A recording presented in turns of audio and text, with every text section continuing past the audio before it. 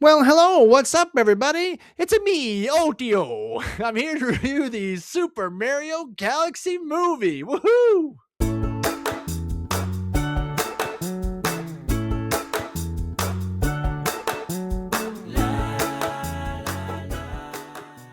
I was pretty excited. Super Mario Galaxy is here. Let's go. I love the first movie. I really like all the references to the old stuff. And I got to say, for the sequel, they're definitely packing in the references. Now, I am actually old enough. I played the original Nintendo. Yes, when it came out. Yes, I was around back then.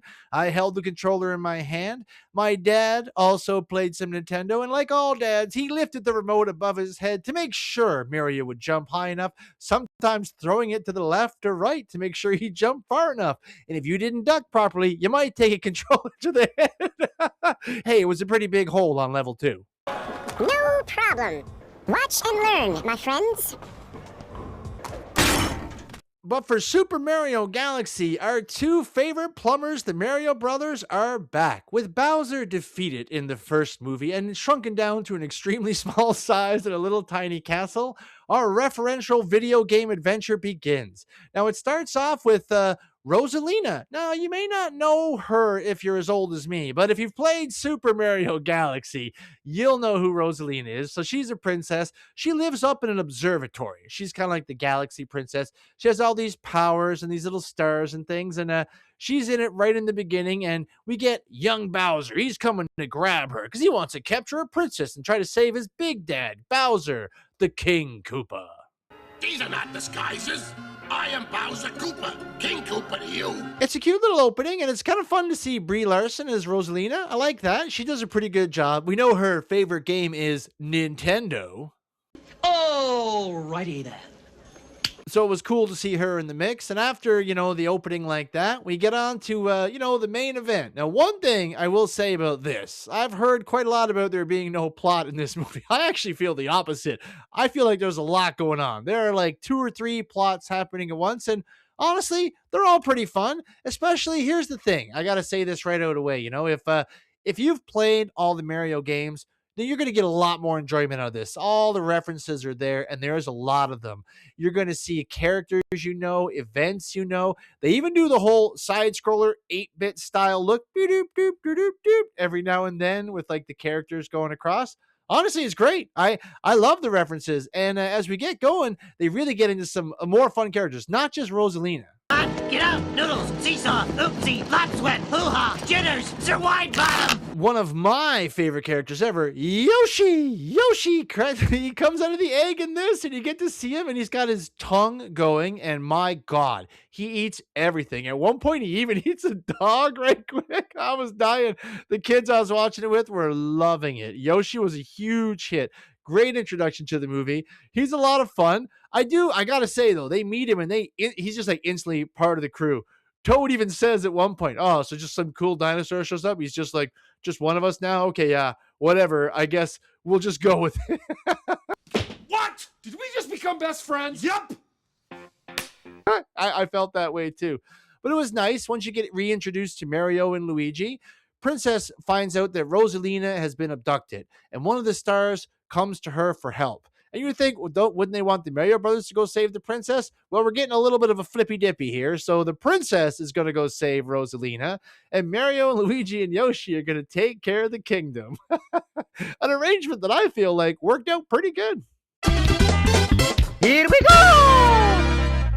In my personal favorite parts of the movie are these parts with Mario voiced by Chris Pratt again.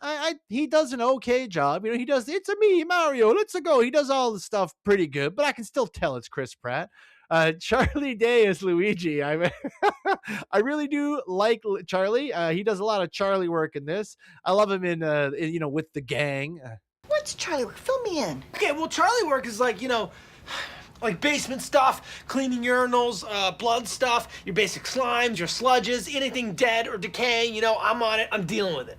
It's Always Sunny in Philadelphia. Well, it's Always Sunny in Mario Land too. But anyway, he does really good. I like him. He gets a lot more screen time in this one. But anyway, as those guys and Yoshi are watching over the kingdom, it was my favorite part because you get to see the old Super Mario Land map. you know, where they go to different areas and then they start having problems in different areas and they'll click on it on the map.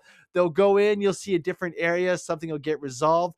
So many references to the past Mario games. Like I said, I was smiling the whole way, and they pepper in just enough that you think you've seen them all. Then there's another one. There's even a moment where like Luigi's riding Yoshi and he jumps and he has to like get a little bit farther. So Yoshi does that thing when his legs kick fast and he gets up. Oh man, I was roaring. I really liked a lot of those parts. Nice. Nice. Nice. Also, Bowser eventually gets back to Big, gets reunited with his son. His son has a crazy plot. He even makes an entire planet, like Koopa Planet. I mean, was he like Vegeta or something? Or no, Vegeta's dad? You get your own planet? It was really cool. And Bowser was kind of on the good side, and he's got some funny moments. Jack Black is back, but he gets big again, gets back with his son, and he's like back to evil. And his son is pretty dedicated. Oh, but I love, like, there's no Donkey Kong in this, but we do get a reference to the original Super Mario with like the 8 worlds, and you had to like cut the bridge with King Coupon in each one, and your princess would be in another castle. Oh man, they do a great job with the references. If you like rapid fire references, you're going to get a lot of them here. It's more like a roller coaster than a movie. Princess Peach gets into a crazy fight on one of the castles one time. She's pretty much John Wick. I love seeing that. And she can jump high and far. She has the umbrella. We all know where she gets the umbrella from, right? I'm pretty sure Smash Brothers come to mind. She could actually fly in Super Mario 2 way back in the day, but she was the slowest one to pull the roots out of the ground, so it kind of balanced out. Oh, how convenient! And it was also really fun to see Star Fox. You get a little introduction to Star Fox here. Glenn Powell is voicing him. He's not in it for a whole lot, but he's got some fun moments, and it's just cool to see Star Fox. They actually had a really cool anime-style scene at one point showing him fighting in space and whatever. It was great, and he was showing him doing barrel rolls and all the other stuff. Really good to see Star Fox. I don't think he's in any kind of franchise or anything. So cool to see him get brought back. And we see Slippy and all of his crew there for the original Star Fox. That jazzed me up. I really enjoyed that part.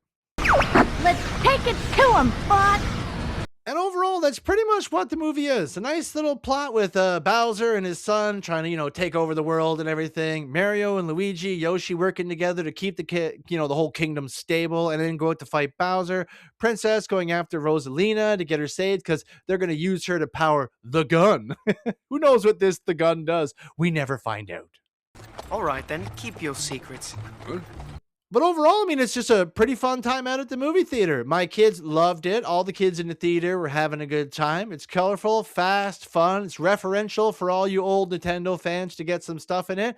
Yeah, it's got a pretty thin plot, but overall, I had a really good time with it. It's an easy recommend. For anyone with a family and a couple kids looking for something to go check out at the movie theater, you can't do a lot better than Super Mario Galaxy. It's going to give you exactly what you want. And for us old folks, you'll get a few references in there, Your back might hurt, but you'll still know what the pipes are that Mario is going down and why they take you to another place.